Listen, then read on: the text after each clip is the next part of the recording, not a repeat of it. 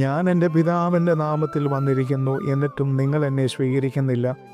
മറ്റൊരുവൻ സ്വന്തം നാമത്തിൽ വന്നാൽ നിങ്ങളവനെ സ്വീകരിക്കുന്നു. ഈ വചനം മനുഷ്യഹൃദയത്തിൻ്റെ വിലയിരുത്തലുകളുടെ വിരുദ്ധത പ്രകടമാക്കുന്നു. ഈശോ പിതാവിൻ്റെ നാമത്തിൽ അവിടുത്തെ അധികാരത്തോടും ശക്തിയോടും കൂടെ വന്നാലും മനുഷ്യർ സ്വീകരിക്കുന്നില്ല. കാരണം അവൻ അഹങ്കാരികളെ തകർക്കുന്നു, സ്വാർത്ഥതയെ ചോദ്യം ചെയ്യുന്നു, ജീവിതം മാറ്റാൻ ആവശ്യപ്പെടുന്നു. എന്നാൽ സ്വന്തം നാമത്തിൽ വരുന്നവനെ മനുഷ്യർ എളുപ്പത്തിൽ സ്വീകരിക്കുന്നു. കാരണം അവൻ പ്രശംസ വാഗ്ദാനം ചെയ്യുന്നു, തെറ്റിന് കുട പിടിക്കുന്നു, ആഗ്രഹങ്ങൾ നിറവേറ്റുന്നു, അവിടെ ത്യാഗം ആവശ്യമില്ലതാനും. ഈ വചനം നമ്മെ ആത്മപരിശോധനയ്ക്ക് ക്ഷണിക്കുന്നു. ദൈവിക ശബ്ദം നമ്മെ അസ്വസ്ഥരാക്കുമ്പോഴും അത് സ്വീകരിച്ച് മാനസാന്തരപ്പെടാൻ നാം തയ്യാറാണോ? ഓ ഈശോ, നിന്റെ സത്യശബ്ദം തിരിച്ചറിഞ്ഞ് നന്മയുടെ വഴിയെ നടക്കാൻ എന്നെ ബലപ്പെടുത്തണമേ. ആമേൻ.